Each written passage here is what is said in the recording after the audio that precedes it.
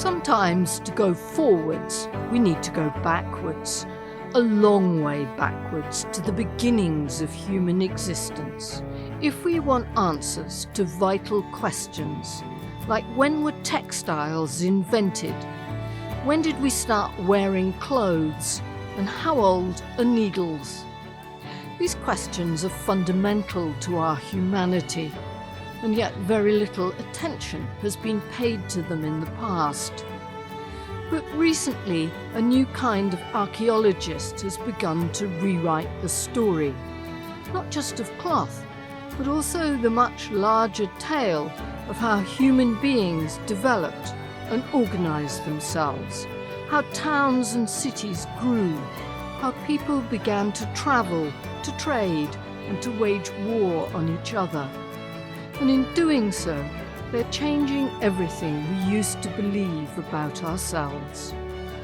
These are textile archaeologists, people who devote their work to unravelling the secrets of ancient textiles, rather than discarding them as worthless, as used to happen. One of them is Margarita Gleba, and we went to the University of Padua in Italy to talk to her. Margarita is a scientist through and through, but one who is fascinated by ancient textiles and how they were made and used. She's at the top of her field and recognised globally for her knowledge and work on early textiles in the Mediterranean and Europe. And one of the lovely things about her is her joy in textiles. Her knowledge and enthusiasm bubble out of her. I think, first of all, I see my role is bringing textiles onto kind of wider radar of people who generally don't think about them. Until recently, it was always regarded as some sort of very specialized kind of research done by primarily conservators, because they're the ones who have to deal with this, in a way, very problematic, inconvenient material, because it's fragile, it is difficult, it is messy. And mostly archaeologists, when they find textiles in the field, it creates more problems than anything else. And I'm happy to say that over the last 20, 30 years, I think we've moved on and textile archaeology has become much more mainstream. It is now acceptable that this material, like any other, like pottery, like metals, like glass, you have to study it as part of material record of past cultures. And it's important not to separate it, but see it as more holistically as part of these past cultures. They absolutely needed textiles and anything that had to do with fibrous materials. Going back already, as we've seen, to Paleolithic, and certainly in later periods, we cannot live without them. It's a necessity for us. So we cannot ignore them in terms of looking at economies of the past, at social organization of the past, at identity. Welcome to Haptic Hue's Tales of Textiles. My name is Jo Andrews, and I'm a hand weaver interested in what textiles tell us about the story of humanity, and in particular what they have to say about the often unrecorded lives of those who make cloth and fabric. This time, for the start of Season 5, we're taking a trip back in time as far as science will allow us to go, to try to answer some of the most fundamental questions about textiles and human beings. Margarita will be our guide. Before we start, I should say that this episode is for Gabriel and Ethan Camsey, who are 10 and 8 and regular listeners. They specifically asked for more about insects and textiles. This episode does include some insect content, but it's about a lot more as well. I hope it interests you and the rest of us as well. This is an exciting time to study ancient textiles because so little has been properly looked at in the past. There are lots of gaps in our knowledge, lots to be discovered, and who knows where this road may yet take us. Margarita herself came into this field by chance. I actually started my education at the university in biology. And in a roundabout way, I took a class in art history, which started with ancient art history. And I became so fascinated and so interested in it that I decided to do also a degree in art history. I was doing those two in parallel. And when I was finishing university, the time came to decide which direction to take. I was sure I wanted to move on with graduate education, doing a PhD, but I didn't know anything about what an art historian does. So my professor of ancient art suggested that I should go on an excavation. I tried that and I absolutely fell in love with the process of excavating and uncovering the past and the combination that it allowed me to do of natural sciences that I knew and was interested in, and humanities. So that's basically how I became an archaeologist.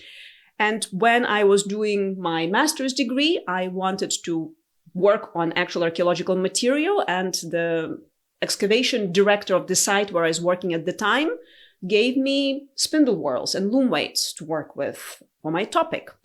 And the more I started looking into that, the more fascinated I became with the fact that nobody was really interested in textile production in ancient Italy, even though it seemed to me like this was a fundamental part of economy, of religious aspects, of social aspects of all ancient societies, and particularly in ancient Italy, I would say. So the more I got to understand how little there is, the more I wanted to study it.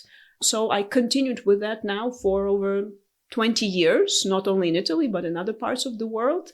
And I suspect that I will probably be studying textiles until the end of my life. Margarita's parents are both scientists, but looking back, she realises that there were some good textile traditions in her family. There were probably some nudges because on both of my family sides, my grandmothers were textile producers. My Lithuanian grandmother wove textiles. She produced linen in fairly traditional Lithuanian patterns. And in fact, the loom was standing in the room that I was sharing with her when I was a child. On my Ukrainian side, my grandmother was an excellent embroiderer. She also did sewing and all sorts of other textile-related activities. But what she was excellent at and what she loved to do in her spare time was beadwork and embroidery, traditional Carpathian embroidery. And I still have some of her works with me, which is a wonderful heirloom, I would say, that reminds me also the background, I suppose, that I come from. But Margarita's world today is one in which she is peering back into the far past, rather than the recent past of her grandmothers, trying to answer questions such as, how long have people been wearing clothes? Of course, fabrics and fur crumble to dust quite quickly, and very little from deep time survives. But insects, in particular lice, have given scientists a way to understand how long clothing has been around. You may know that there are two types of lice that human body hosts, the head lice and the body louse.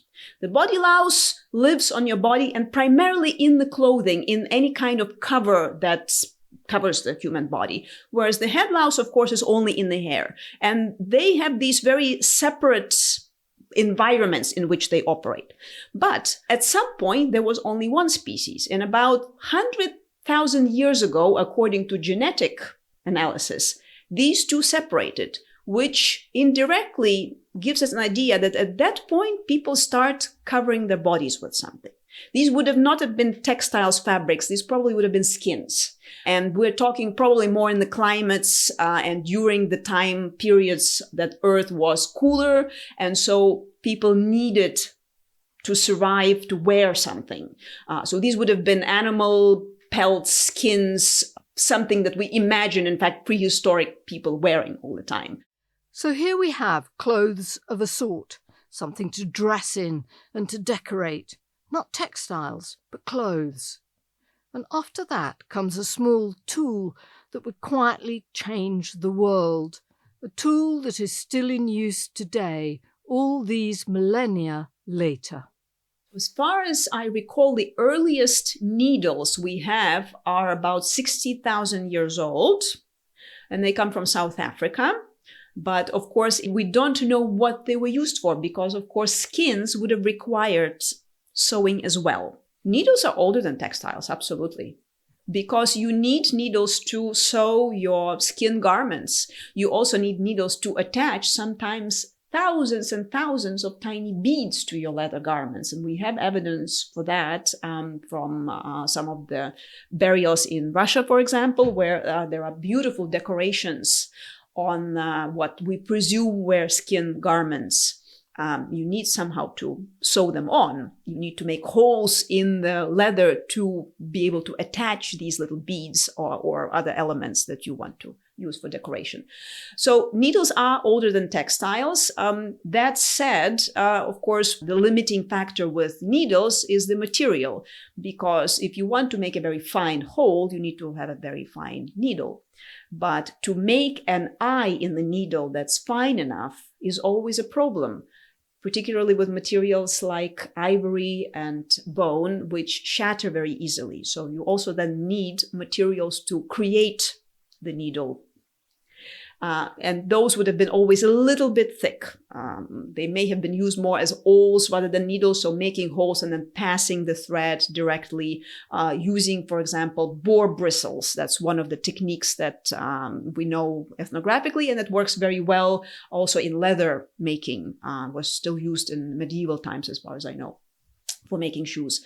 But once people invent metals, that is a game changer, because you can make a very fine needle. You can cast the bronze, or later on, of course, they become out of iron and steel, but bronze ones are particularly common throughout a very long period of time.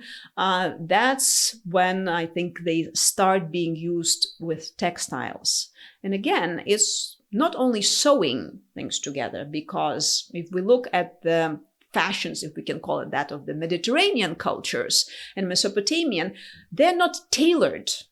They're generally pieces of cloth that are woven to shape and arranged on the body with very minimal sewing. Even Roman tunic, for example, it would be woven to shape with sleeves, and then only the side seams would be quickly stitched together.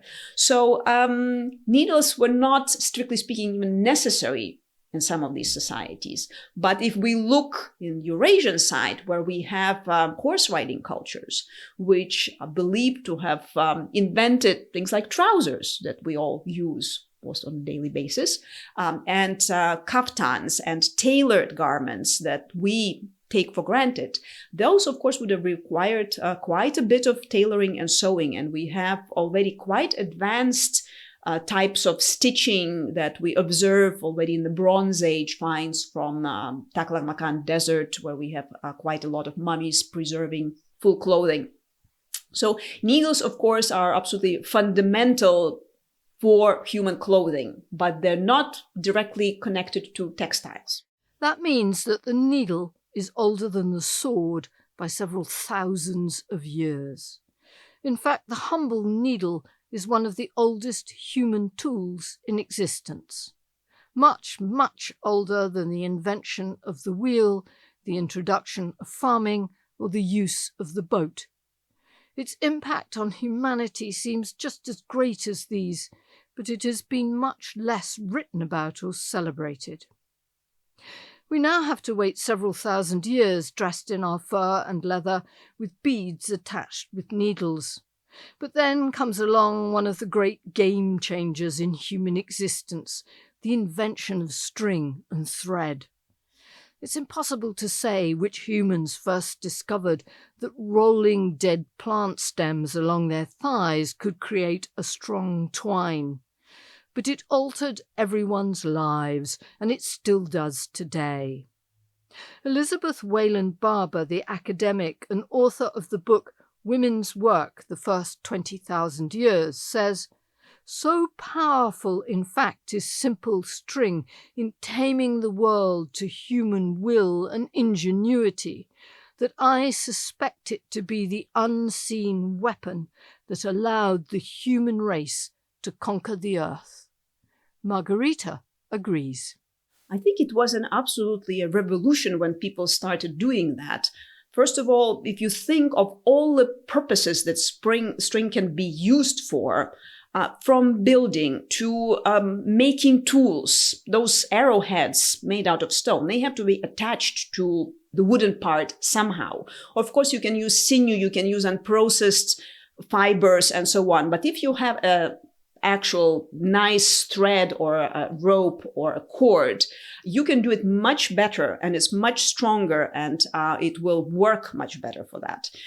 You can start creating two-dimensional objects such as nets, which allow you to capture animals, to catch birds, to catch fish, or simply use a cord for fishing, as we still do today. Of course, we use synthetic materials, but in the past, these would have been all made out of various plant fibers. So from subsistence to building to personal adornment, a string would have revolutionized the way people carried on with their lives. We are still in the Stone Age when this happens, but the evidence is clear that string began to become dress. So in concrete dates, we're talking 27 to 20,000 years ago. And our evidence consists of little figurines that are known in archaeology as Venus figurines. You may have heard of the famous Venus of Willendorf, which is a tiny figurine of a rather plump female figure that is currently in the Museum of Natural History in Vienna, in Austria. And she has kind of a net on her head. There are other figurines like the L'Espugne Venus from France that has sort of a string skirt on her, and others from Russia, from Ukraine, from other parts of the world that again have string-like elements depicted on them. They're very stylized, but it's very clear that all of them have something on their body that is very much string-like. And the curious thing is that these seem to be not so much elements that protect the body, but rather highlight certain parts of the body. So they're very much connected to the identity rather than simple physical protection that we think of textiles generally having. So these are probably our earliest indications that by that point in time, people know how to make string and how to combine it possibly with other elements into objects that they wear on their bodies. We haven't quite arrived at the catwalk and couture, but here's the beginning of that road where string and then textiles slowly start to replace skins. So 20,000 years ago, roughly speaking, people start adding to that repertoire string-like elements, whether they were for decoration first or already start using them as true fabrics. We don't know. We don't have yet the resolution archaeologically of that kind of data. Nevertheless, by, I would say, 10,000 BC, probably fabrics are starting to be as important in some parts of the world as skins. Certainly in the warmer climates, in the Mediterranean, in the Near East, in the Mesopotamian regions, where we have a lot of some of the earliest developments that we see in terms of domestication, in terms of technologies and so on. Probably we start getting already textiles starting slowly replacing skins as the primary material for human clothing and lots of other types of uses. And the reason this happens is that textiles work much better than skins and fur, especially in hot climates. The earliest textiles we have are actually made out of plant fibers. First, they're using whatever is available in the environment, tree bast, various kinds of grasses possibly, until little by little experimentation shows that certain varieties of flax are particularly suitable for making beautiful fibers that allow you to create very long, very strong, very fine threads that in their turn allow you to weave beautiful, thin, comfortable cloth that can be used particularly in hotter climates. And it's also then, if we think about, by that point, human beings insist on covering their body. So you need this cover. It's a necessity on a par with food and shelter. A necessity, maybe, but right from the beginning, textiles have been something else as well. They have been carriers and expressions of who we are. And this is what makes Margarita's work interesting and exciting. It very quickly becomes part of people's identity. And I think that we can take back already to the earliest strings that we see on these little Venus figurines. They're not protecting the body from the elements. They are expressing their identity. And I think textiles still remains one of the primary carriers of our identity, whether individual one, our sex, our gender, our ethnicity, our religion, our age, but also group identity. We belong to a certain village. We belong to a certain profession. We belong to a certain caste. We belong to a certain rank. All of these elements can be read as far as nonverbal communication in an instant by somebody who understands the language of textiles, the language of dress.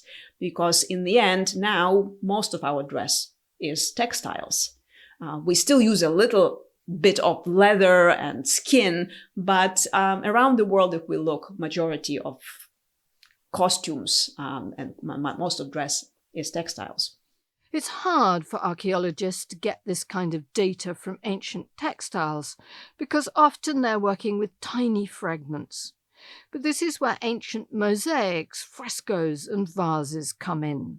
Once people start showing themselves in paintings, on vases, in sculpture, all of a sudden we have this entire new body of reference that allows us to see, yes, in ancient Egypt, they were very different things than in ancient Mesopotamia or in ancient Greece or in ancient Iberia.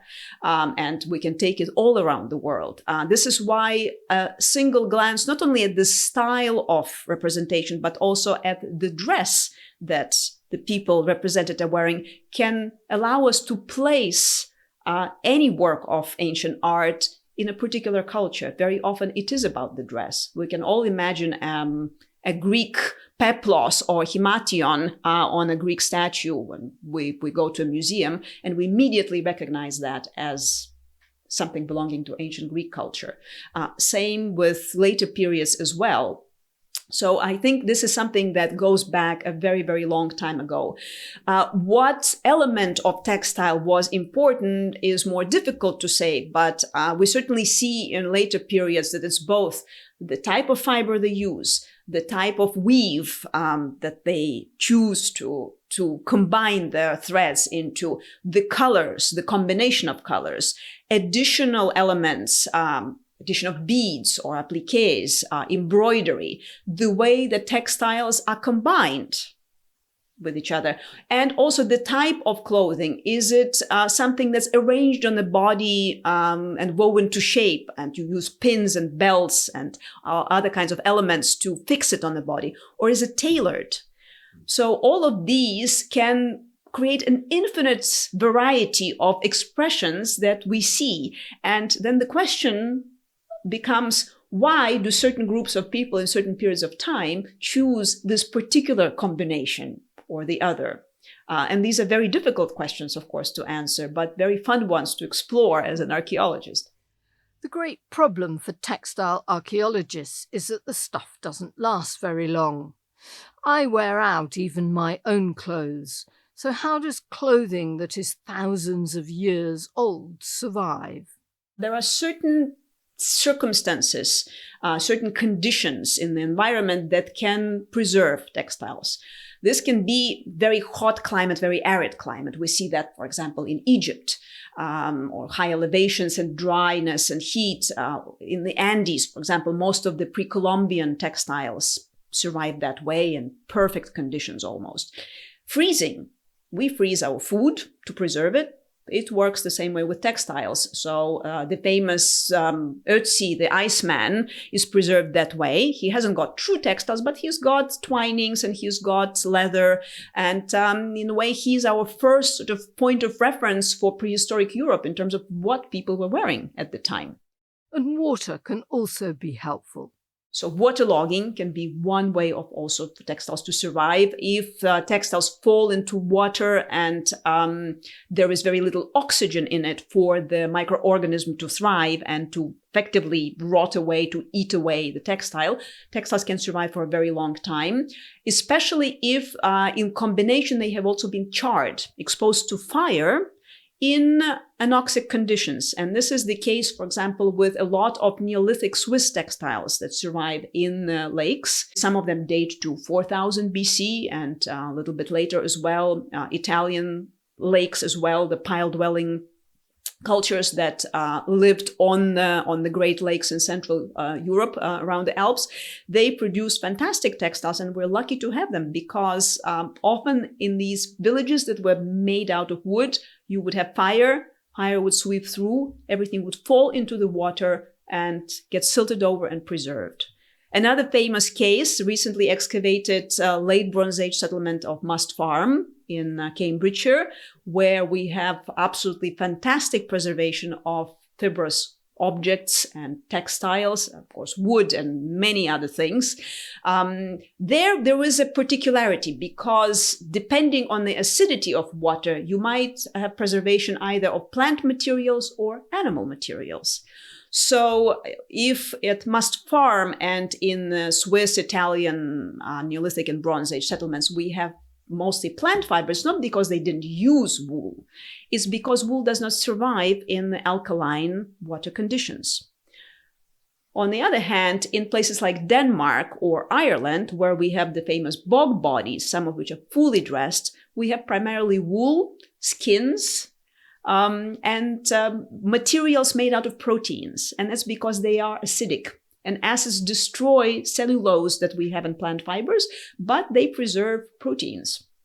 In the 19th century, there was even an idea that certain cultures had a preference for wool rather than linen based on these differential preservations. But of course, now we know that it has nothing to do with the real preference, but that we have certain part of material record missing. Remember the name Must Farm. The final report on the excavation of this early Bronze Age site in Britain is due to be published this year. Margarita believes it will revolutionize our understanding of textile traditions in prehistory.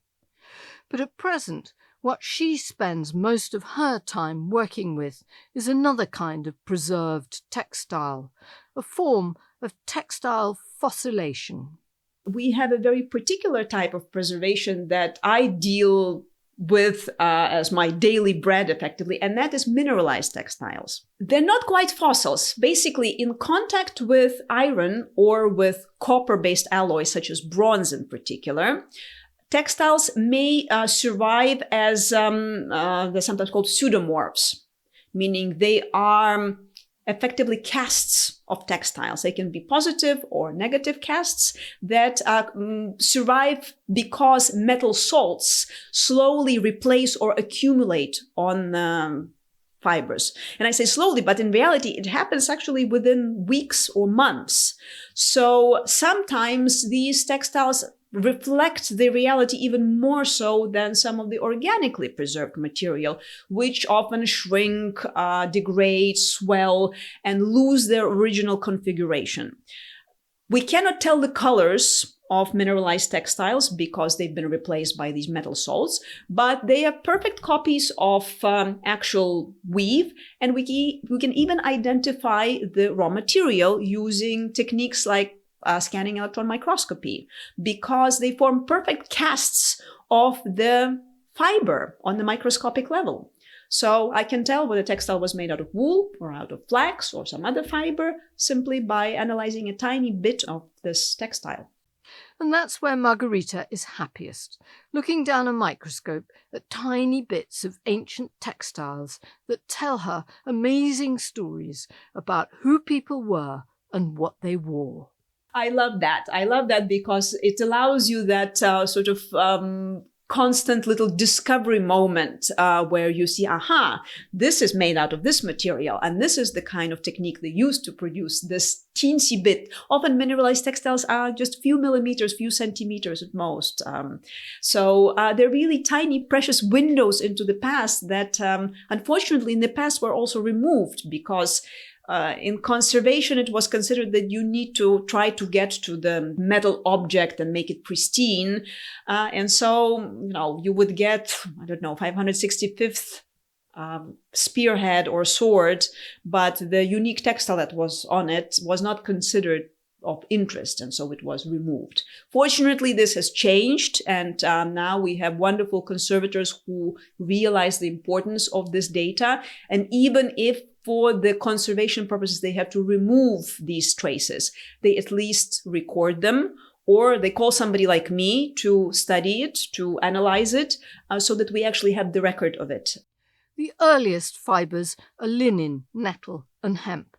It took time for other fibres to be used and new tools and methods of processing them to be discovered. Wool and cotton come in much, much later, only well into the Neolithic, so 6th, 5th millennia BC is when we start getting really evidence that these fibers, short fibers, become usable. And only much later, say 3rd, 2nd millennium BC, where we have really written and archaeological evidence that these become more mainstream.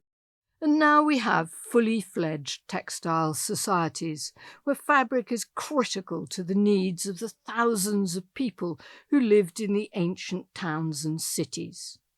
It was to have a profound impact on how life was organised and what people did for thousands of years. What does it mean in terms of, let's say, a city like Athens in Greece or a city like Tarquinia in Etruria functioning on a daily basis? Because all of these thousands of people, they need to be dressed. They need bedding. They need curtains, carpets, cushions, everything that we have inside our houses today, they already had. And most importantly, they're moving around the Mediterranean at this point more than at any point in history, and they need sails.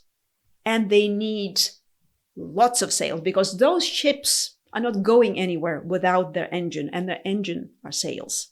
So you need huge quantities of flax to be grown, to be then processed to produce the cloth for the sails. And this has to be organized at some point. Certainly, it appears that for most of this period, and probably all the way until the Industrial Revolution, domestic production, domestic cottage industry still is really the main mode of producing textiles. This can be enhanced very quickly if there is a necessity. Let's say the city is going to war, we need lots of sails for our warships. Every household gets sort of a directive to produce a certain quantity. We can think of it as sort of taxation, which we have also examples of in much later periods in medieval times, in Viking Age, where the production of vadmal, this particular kind of cloth, then basically every household was producing that to pay taxes. And then this cloth was used for sails, for any other kind of purposes that was needed by the organization, by the state, whatever entity that was sort of unifying the society that we're talking about. So certainly, I think that textiles were absolutely fundamental to the development of the cities, but we do not have direct evidence as possibly with some of the other industries because it remained in the hands very much of household. And because textile production was based in the household, that brings us to the vital question of who was doing all this work. And of course, that means also women. And women are very often invisible, both in archaeological record and in terms of how we approach it. It's only recently that we start really paying more attention to what was the role of women in ancient societies. Our written records are very much biased because they're written, whether we like it or not, by men. And they were not interested in showing this side of life, apart from very particular sides of it. So we have half of the humanity really involved in industry that was probably the most time-consuming of all types of production in absolute, until really the Industrial Revolution. And that is actually what the Industrial Revolution does when it comes around. It is all about textile production. It is about making textile production more efficient, faster, producing more in better ways. And that's when things finally change, when this switches from being something that's done on a household level, even more advanced household industry, even small workshops. But until that point, humanity produces textiles primarily at home. And that is always less visible than anything that we can find in terms of workshops or factories for other types of materials. Margarita says the central role women played in producing textiles is implicit in her work. But if we look at iconography, if we look at, for example, where we find textile tools, in Iron Age Italy, in archaic Italy, in Etruria, practically every woman's grave includes a spindle whorl. It's to the point that in the past, where osteological determination of the sex of the skeletal remains was not done, or in cases where it's not possible because the bones are too degraded or we have a cremation burial, the sex of the individual was assigned on the basis of the presence of textile tools. There are exceptions, but they're so few that they prove the rule in a way. It's not the case maybe in all of the societies, but if we look also at iconography, who is depicted by the loom? It's usually women. At the point when production becomes much more industrialized, you start seeing men coming in. And this is the case possibly in medieval times when we look at guilds, right? The Italian famous guild system for production of a variety of very high quality textiles. Then, of course, you start getting men involved. And this is something we see also in the ethnographic examples of other types of production, pottery, even food production. Who are the most famous chefs today? They're mainly men, and yet it is women who are primarily associated with cooking on a household level. And it's sort of a funny dichotomy. She also cautions against making wholesale assumptions, as she believes that such was the need at times that whole communities would work together. For example, yes, we know that women were spinning and weaving, but who was tending the flocks? Traditionally, it usually was the men, because it was a dangerous thing to do. If you're going out into the mountains, there are wolves, there are brigands, there are all sorts of things going on that women usually stayed at home, and they had to look after the household, look after the children. Traditionally, that was the case. So sheep tending, sheep shearing probably was primarily done by men, and we have to remember that.